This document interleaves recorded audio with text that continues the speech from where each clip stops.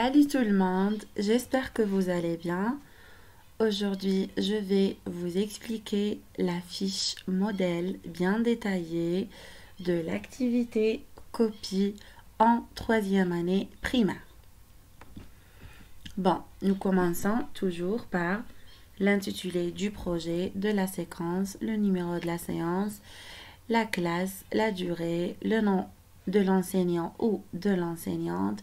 Je peux ajouter l'année scolaire, le nom de l'école, c'est comme vous voulez. Donc, le nom de l'activité, bien sûr, c'est copie. Compétence terminale. Produire des énoncés écrits d'une dizaine de mots en s'appuyant sur l'intonation et le non-verbal dans une situation d'échange simple. Maintenant, les composantes de la compétence. En réponse à une consigne, un énoncé met en œuvre deux actes de parole. Maîtriser les aspects graphomoteurs du français. Écrire pour répondre à une consigne d'écriture. Nous allons voir les objectifs d'apprentissage à atteindre. Ce sont bien sûr des objectifs généraux. Reproduire des lettres en respectant les normes d'écriture. La forme des lettres, proportion, sens du traçage et ordre des étapes de réalisation. Reproduire les différentes graphies. Objectifs spécifiques et ou opérationnels. Reproduction d'un énoncé avec les graphèmes, par exemple M ou N, ou R ou L, ou D ou T, en cursive. Les supports ou les outils didactiques ou pédagogiques, par exemple, je peux utiliser le manuel de français en mentionnant bien sûr la page.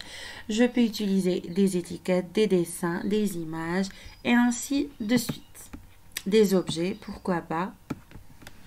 Maintenant, le déroulement de l'activité. Premier moment, éveil de l'intérêt ou rappel. Je peux faire dicter des syllabes comme na, comme mi, comme ra, comme di, selon les lettres faites dans la séquence. Ensuite, sinon, je peux aussi dicter quelques mots. On peut aussi faire la lecture des syllabes au tableau syllabique. C'est comme vous voulez. Ensuite, le deuxième moment, c'est présentation-observation. Écriture magistrale de la phrase en script au tableau avec une explication, bien sûr, du sens de la phrase. Par exemple, Camélia a une camarade. Les apprenants observent la phrase en script parce que c'est une seule phrase. Troisième moment, c'est le moment de la découverte. Posez les questions suivantes. Combien y a-t-il de mots dans cette phrase? Automatiquement, les enfants vont compter les mots. C'est 4 mots. Par quoi est commencée cette phrase? La réponse souhaitée, c'est la phrase commence par une majuscule et se termine par un point. Est-ce que la phrase est écrite en script ou en cursive? Bon, les enfants vont bien observer la phrase et ils vont dire automatiquement que la phrase est en script. Quatrième moment, manipulation intensive. Bon, après que je vais dire que la phrase est écrite en script, je peux dire que maintenant, nous allons recopier cette phrase en cursif. Alors, manipulation intensive, faire copier les mots sur les ardoises du script en cursive, c'est-à-dire mot par mot. Je commence par camélia, ensuite a, ensuite une, ensuite camarade.